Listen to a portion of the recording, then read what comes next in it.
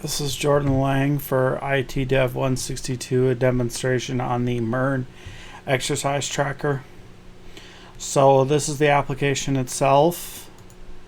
Guess we'll get started.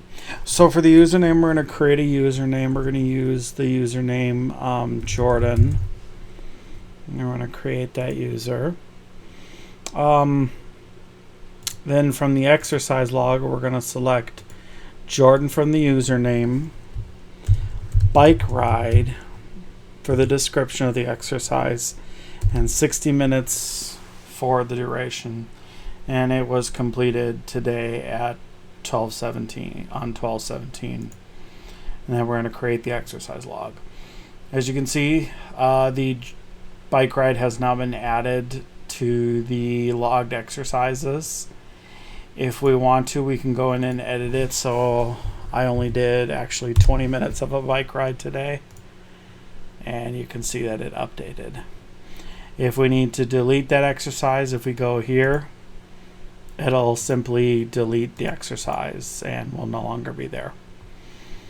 So for a little on the code, it's quite expensive, so please bear with me. So this is the server this is the server.js. This is the entire backend. This is part of the back end.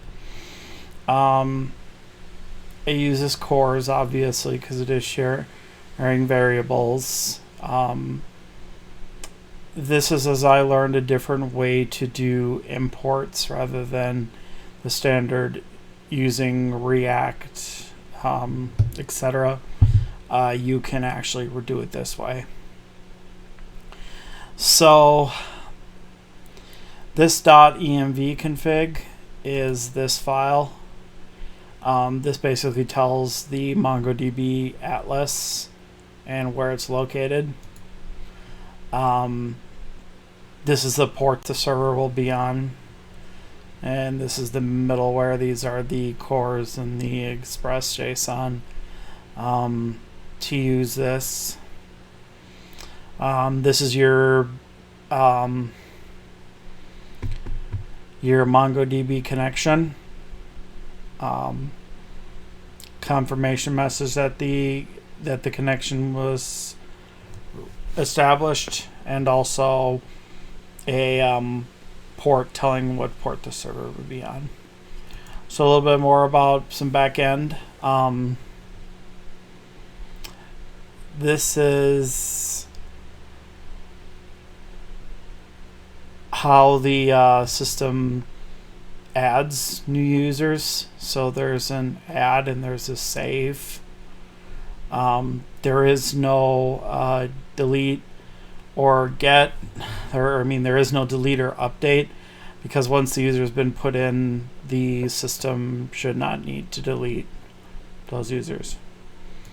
The exercise gets a little bit more complicated. This is where all of the exercise information is added. So here's your get the exercise, here's your delete exercises, updating the exercise, saving the updated parameters, and then exporting them. So that's what I have for the back end. The front end, obviously a majority of it is in this JSON, or this app.js. It basically is a very small web page and basically imports all of its components from the components folder. This Bootstrap CSS is just an online CSS styler import that's available for learning purposes. So this is back to the traditional way of doing imports. And this is our create component.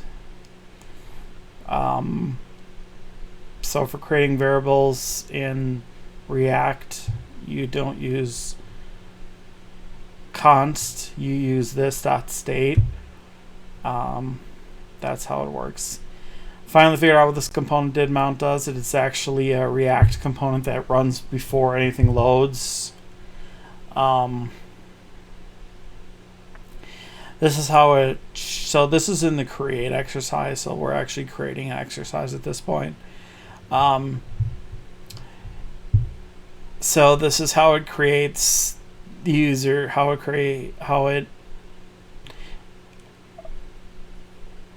enables the user. Again, it doesn't set it just changes it. This is the description, and E is the target value in the text box.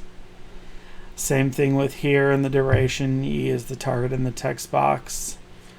Same thing for the date. E is the target, not in the text box, but in the calendar that was shown.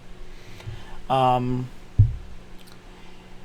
for the submit button, it stops the user if they just hit submit, so they need to actually put some data in there. And then it sends to the back-end server and logs it to the console.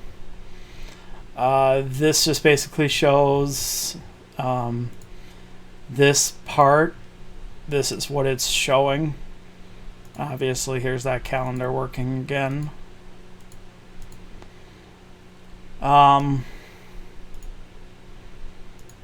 So this is the create user. Again, this is how you state variables, and we're only changing the username in here because the user is creating a username, I suppose you could call it. Logs it to the console and then sends the information to the back end. And then the component for the React front end, so that is this section. So it's just a simple text box, some text, and a button create user. For the edit exercise, it's very similar to the create exercise, except rather than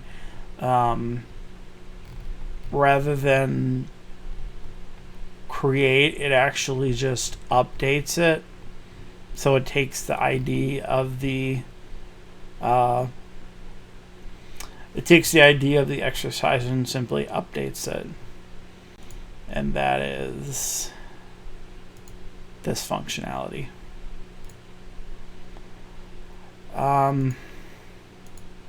Exercise list, that's basically the list that we showed.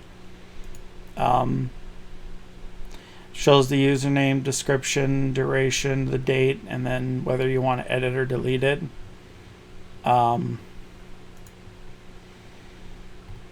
Yeah. Again, it's getting the exercises from the local host. For each response, add the data to the array. Pretty simple. Navbar component is pretty uneventful. All it's handling is this navbar up here. Allowing for the built-in styling to style it. Beyond that, it doesn't really do anything. But that's all I have for this project. Have a good one.